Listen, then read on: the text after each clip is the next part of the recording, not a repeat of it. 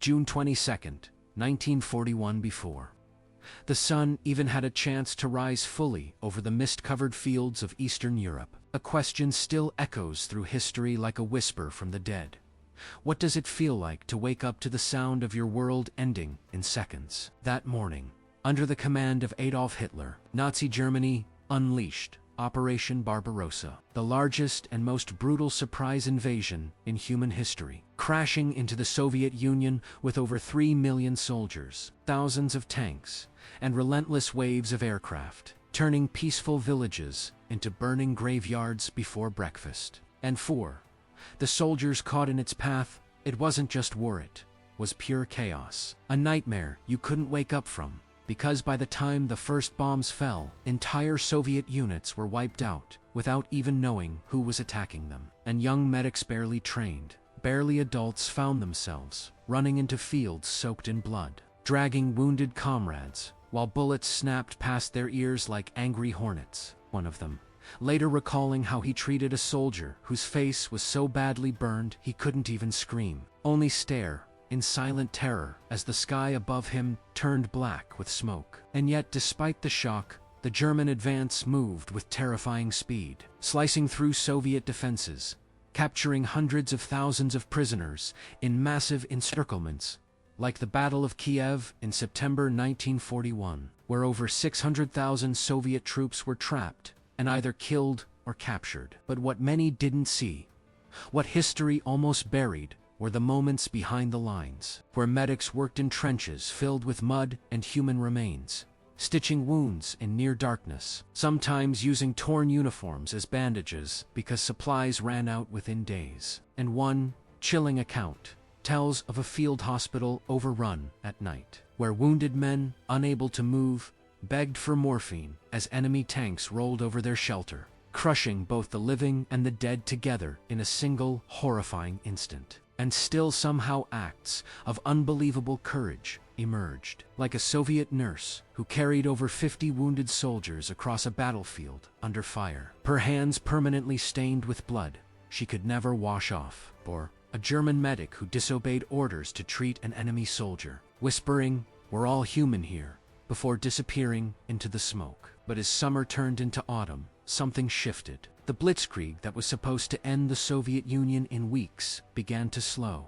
And then came the mud-thick, swallowing everything. Tanks stuck, supply lines collapsing, soldiers freezing at night with no winter gear, and whispers of fear spreading through the ranks as the realization hit.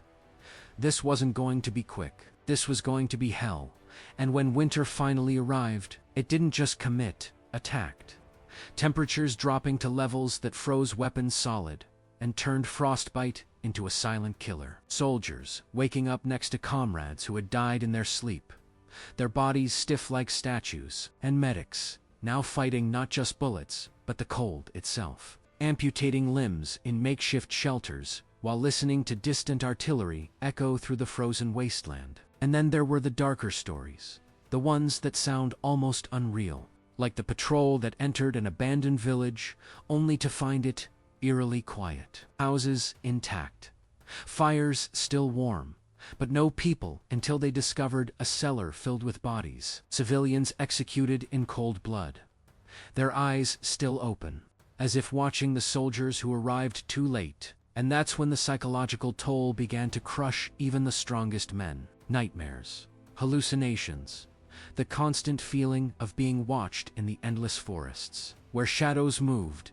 even when the wind didn't blow. And some soldiers swore they heard voices calling their names at night, leading them away from camp, never to return. And yet, amidst all this horror, the Soviet resistance hardened, regrouped, and began pushing back, especially during the Battle of Moscow in late 1941, where exhausted, freezing defenders held the line against a German army that had never expected to be stopped. And when the counteroffensive came, it was brutal, relentless, and personal, turning the invaders into the hunted, forcing them to retreat under conditions just as deadly as the ones they had created.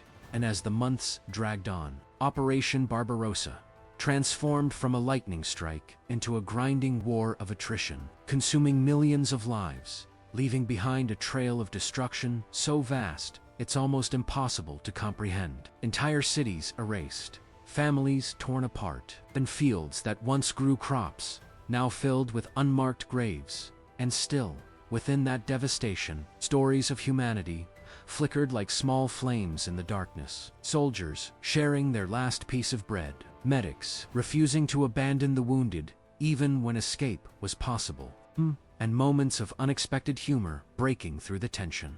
Like a soldier joking about the cold being worse than the enemy, only 2 laugh seconds before diving into cover from incoming fire, reminding us that even in the worst conditions, people cling to life in the strangest ways. But make no mistake, this was a catastrophe on a scale the world had never seen, a campaign that began with confidence and ended in disaster, proving that even the most powerful war machine can be broken by distance, weather, and the unyielding will of those defending their homeland. And as you sit here now, hearing these stories, imagine yourself in that moment, hearing the distant rumble of tanks, feeling the ground shake beneath you, knowing that in seconds, everything could change. Would you run? Would you fight?